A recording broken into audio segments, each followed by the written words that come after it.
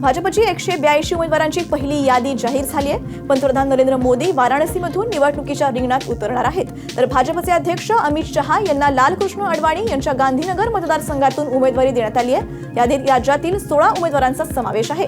भाजपनं 14 विद्यमान खासदारांना संधी दिली आहे, तर अहमदनगर आणि लातूरच्या उमेदवारांमध्ये बदल करण्यात आलाय। नगरमधून सुजय विखे पाटील यांना उमेदवारी देण्यात आली आहे, तर लातूरमधून सुधाकर शृंगारे यांना निवडणुकीच्या रिंगणात उतरवण्यात आलंय। लातूरात विद्यमान खासदार सुनील गायकवाड आणि दिलीप गांधी यांचं तिकीट कापण्यात आलंय।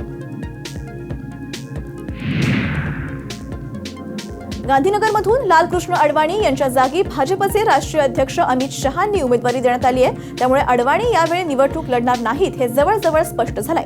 गांधीनगर मतदारसंघावर लालकृष्ण अडवाणी यांचं वर्चस्व राहिले असून सलग 6 वेळा ते या मतदारसंघातून निवडून आले आहेत। गांधीनगर या मतदारसंघातून पक्षाध्यक्ष अमित शहा यांची उमेदवारी जाहीर होणं हे अडवाणी यांच्या राजकीय कारकिर्दीस पक्षानेच पूर्णविराम दिल्याचं चिन्ह असल्याचं मानलं जात आहे।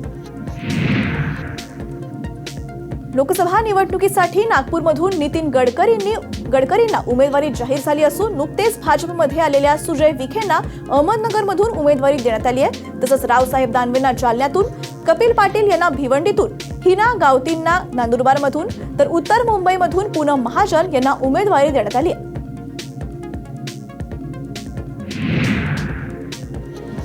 सबसे पहले मैं हमारे देश के पंतप्रधान माननीय नरेंद्र जी मोदी, राष्ट्रीय अध्यक्ष माननीय अमित भाई शाह, राज्य के मुख्यमंत्री देवेंद्र जी फडणवीस साहब और सभी आला नेताओं का मैं तहे दिल से शुक्रिया अदा करना चाहता हूं कि मैंने जो कुछ काम पिछले 3 सालों में किया, मेरे विश्वास रखा और मुझे इस जगह की उमेदवारी दी। पार्टीने माझ्यावर जो विश्वास दाखवला आहे त्याबद्दल मी पार्टीचा आभारी आहे।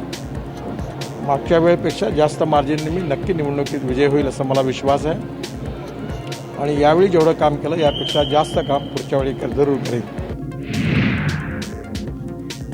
चंद्रकांत पाटील यांनी प्रियंका गांधींवर निशाणा साधलाय। दिसण्यावर जर निवडणूक अवलंबून असली तर हेमा मालिनी पंतप्रधान झाल्या असत्या, अशी टीका महसूल मंत्री चंद्रकांत पाटील यांनी प्रियंका गांधी यांच्यावर केली आहे। कोल्हापूरमधील प्रचार सभेत ते बोलत होते।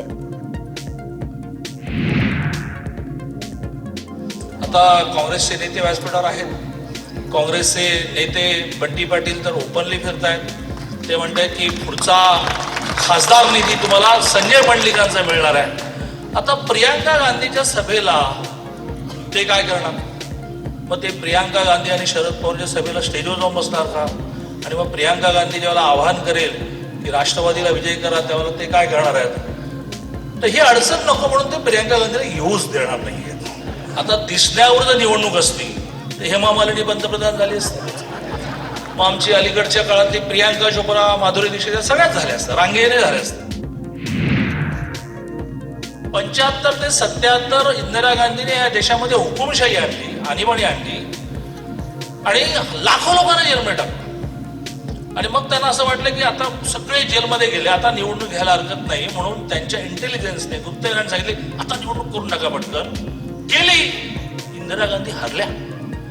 इंदिरा गांधी सारख्या नेत्या ह्या देशातल्या सामान्य माणसाने हरवल्या, इतका ह्या देशातला मतदार सुज्ञ आहे। भाजपच्या खासदार आणि सिने अभिनेत्या हेमा मालिनी यांनीही मोठ्या उत्साहात होळी साजरी केली आहे। देशवासियांना होळीच्या शुभेच्छा देत यंदाही आपल्याला तिकीट मिळणार असल्याचं त्यांनी जाहीर केलंय। त्याचबरोबर देशात भाजप आणि मोदींचीच सत्ता येणार असल्याचा विश्वासही त्यांनी व्यक्त केलाय।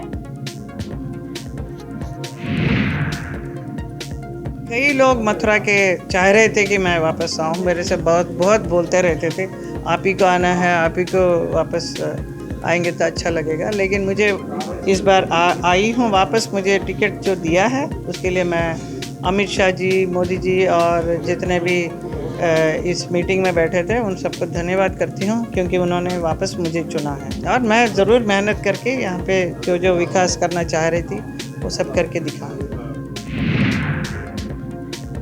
भाजपमधील बंडखोर नेते शत्रुघ्न सिन्हा आज काँग्रेसमध्ये प्रवेश करण्याची शक्यता आहे। पाटणामध्ये होणाऱ्या महाआघाडीच्या पत्रकार परिषदेत त्यांच्या काँग्रेस प्रवेशाची अधिकृत घोषणा होण्याची शक्यता आहे। या पत्रकार परिषदेत महाआघाडीतील जागा वाटपाबाबतची घोषणाही करण्यात येणार असल्याचं लोकतांत्रिक जनता दलाचे प्रमुख शरद यादव यांनी सांगितलं।